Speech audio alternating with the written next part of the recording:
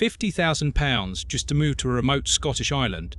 That's the headline that keeps circulating online year after year, usually attached to dreamy drone footage of empty white beaches and a handful of stone cottages. It sounds like free money for a better life. It isn't quite that simple. And the full story involves a government promise that was already cancelled once, a tiny handful of places where something like this is actually happening, and a set of very real problems that none of those viral posts ever seem to mention. The idea behind all of this is something called the Islands Bond. It started life as a promise made by the Scottish National Party during the 2021 Scottish Parliament election campaign, up to £50,000 each for up to 100 households, to either move to a remote Scottish island or stay on one they were already at risk of leaving. The islands under consideration weren't some random list of a dozen holiday destinations either. They covered entire island groups, including the Argyll Islands, Arran, Bute, and the Cumbraes, Lewis and Harris, Orkney's mainland and outer isles, and Shetland's mainland, all areas where the population had been quietly shrinking for years, and local councils were worried about schools, ferries, and services becoming unviable without new residents. Here's the part almost none of the viral posts mention. In August 2022, after a lengthy public consultation, the Scottish Government scrapped the Islands Bond entirely. And the most surprising detail buried in that consultation is exactly who objected to it. It wasn't outsiders complaining about the cost. According to the government's own review, people who didn't actually live on the islands were largely in favour of the idea, while it was the islanders themselves, the people the scheme was supposed to help, who raised the strongest concerns. Some worried it would drive up local house prices even further.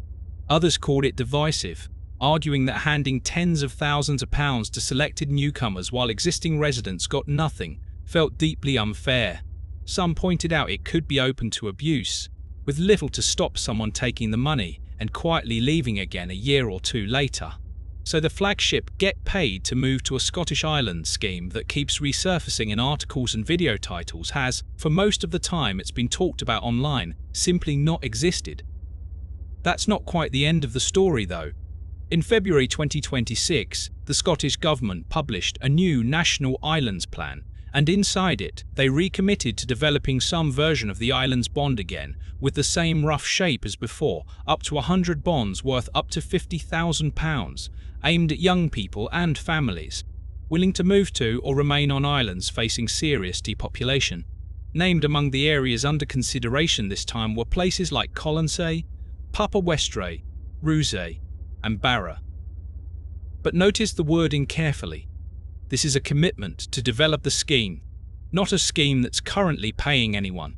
As of the 2026 plan, nobody has actually been handed £50,000 to relocate to a Scottish island. It's a policy intention sitting exactly where it was in 2021, just with a new publication date attached to it. So what is actually real right now, if you're seriously considering this? A handful of individual, island-specific projects, and they look nothing like free cash in your bank account. Take over off the west coast of Mull. The island fell to just 5 or 6 residents before a community buyout in 2018 finally turned things around, and today it's home to 11 people. The island's community trust has completed renovating its existing houses and started selling development plots instead, roughly 1/5 of an acre each, with planning permission already granted, so new residents can build their own homes. That's a real opportunity. It's also not a gift. Plots have been listed at around £40,000 before you spent a single pound on actually building a house, and the proceeds go straight back into funding more community housing and infrastructure on the island, not into your pocket. Or take Handa, a tiny islet off the Sutherland coast, 10 minutes by boat from the mainland, but home to nothing except tens of thousands of seabirds and, periodically, whoever the Scottish Wildlife Trust hires to look after the place. It's occasionally listed as an example of islands that will pay you to move there. And technically that's true, because the Trust does advertise paid ranger positions there. But it's a job, with an application process and a salary, not a relocation grant, and it comes with exactly 1 vacancy at a time rather than an open invitation. Now for the part that matters most if you're actually tempted to pack a bag. The practical reality of island life in Scotland right now is genuinely difficult, regardless of who's paying for what. Start with transport, because it affects absolutely everything else. Scotland's ferry network, run largely by Calmac using an aging fleet, has been in a well-documented crisis for years, with more than 10,800 sailings cancelled since early 2023 alone. That's not a minor inconvenience. For island residents, cancelled ferries mean missed hospital appointments, spoiled food deliveries, cancelled deliveries of heating oil in winter, and businesses that can't get stock in or tourists in at all. Then there's housing, which sounds ready and available in the photos but often isn't. On Colonsay, one of the islands specifically named in the 2026 plan, the current population sits at under 130 people, with fewer than 30 of them under the age of 50, while second homes on some islands like this can make up more than 20% of the entire housing stock, leaving very little actually available for a new full-time resident, even before you consider whether you could afford it. Even day-to-day costs work against you in ways that rarely make it into a relocation fantasy. Everything that isn't grown or caught locally has to arrive by that same unreliable ferry, which pushes up the price of ordinary groceries, building materials and heating fuel well above what you'd pay on the mainland. And when a delivery gets cancelled because of weather or an aging boat breaking down again, there often isn't a backup supplier just down the road, there's just a wait. Healthcare works the same way. Many of these islands have, at best, a small local surgery with a visiting doctor on certain days, and anything more serious means a ferry crossing or a medical flight to reach a proper hospital, which is a genuinely frightening prospect in an emergency during a winter storm when the ferries themselves are the first thing to stop running.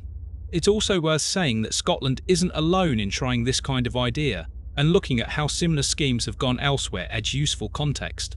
Various small towns across rural Italy have spent years offering homes for as little as €1 to attract new residents, and Japan has run cash incentive programs to encourage families to relocate out of Tokyo and into shrinking rural regions.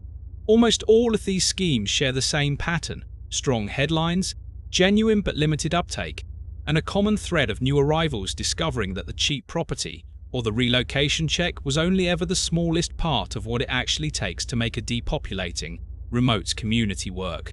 Again, long term, money can get someone through the door. It can't build a job market, fix a transport network, or guarantee somebody wants to still be there in 5 years. And then there's the part that doesn't show up in a headline at all. What it actually feels like to live there, particularly through a long, dark, ferry-disrupted winter.